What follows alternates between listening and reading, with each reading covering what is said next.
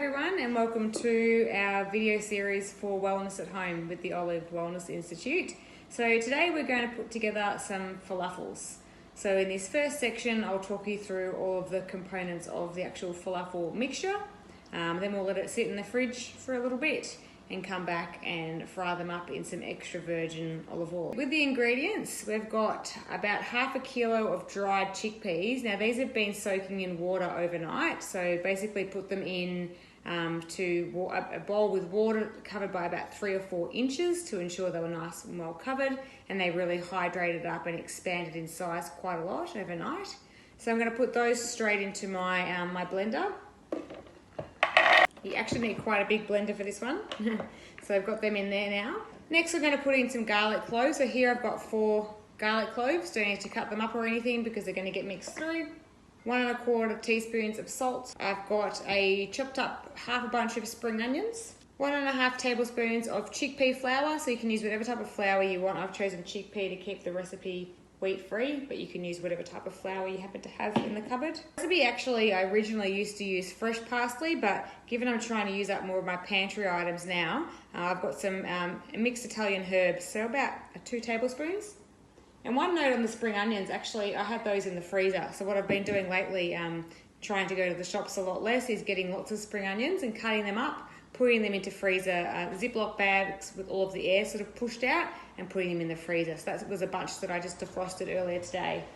And a few more of our aromats here. So we've got 1/4 teaspoon of cayenne pepper, just a pinch of cardamom, 2 teaspoons of cumin, and a teaspoon of coriander leaves as well. So I'm going to pop that all in there. And sorry, there was also some pepper in that mixture there, about 1/4 teaspoon. So now I'm going to put this on. It's going to be quite noisy, but we're going to blend it all together. So with this mixture here, when I'm blending it all together, I'll show you the consistency once it's finished, but you want it to look a little bit like couscous. If you go too far with blending this, it actually will turn into like a hummus type consistency because of that chickpea. So you do want to be careful not to take it too far. So you're best to kind of have a little spatula, open it up after every now and then. It's quite full as well, so you're really trying to make sure that everything's been mixed through quite well. And you don't want to go too far. So again, I'll start. A good way for me to test whether or not it's kind of the right size is just to do a bit of a test to see whether the mixture stays together. So at the moment I am seeing it look a little bit like a couscous consistency. I wouldn't want to take it too much further. So with a bit of a test, I'll just see whether it sticks together. So I'll just get a bit of the mixture, put it into my hands and see whether it sticks. And you'll see that it actually does. It sticks quite well together and it forms, it's like a thick paste almost. So what I'll do with this now is I'll pop it into the fridge for at least 30 minutes, if I can a little bit longer, and that'll help it become a little bit more firm and easier to roll when it comes out. And then we'll pick it back up once I've pulled it out of the fridge and see how we can fry them off in extra virgin olive oil. Okay, so now we've got the mixture out of the fridge, and I'm just forming it into little palm-sized balls. A lot of mixed recipes will tell you to use a falafel scoop, but I don't think you need it. You just need to do this. Forms well together. Be very gentle when you're frying them. So I'm just going to show you the first batch because obviously I'm going to be here for a little while with this. But you see, using the palm of your hands, you can wet your hands slightly if you need to. If you're not finding they're going together. And some of them might break, but that's not the end of the world. Just don't use those ones or cook them in 2 portions. Doesn't really matter.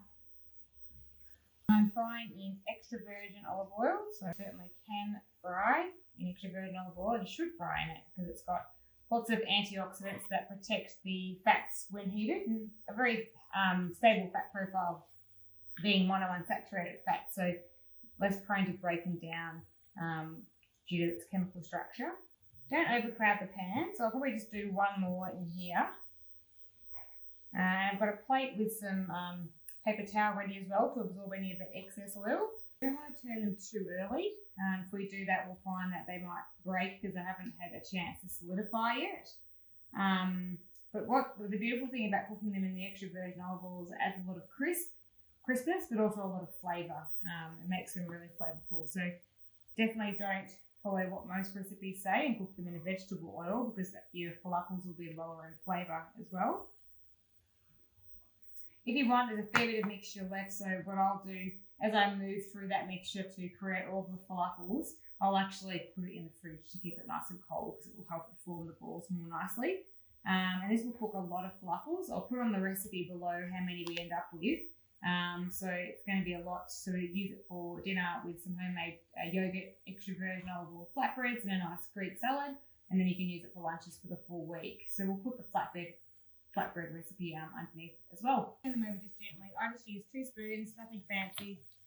We'll probably leave them a bit more on the other side to get a bit more browning. This one here was a bit tender. I thought it might break, but it's turning over quite well. The mixture's really holding together nicely. So that's basically it. We'll keep going until they're done. We'll drain them on paper towel and they're ready to serve. Enjoy.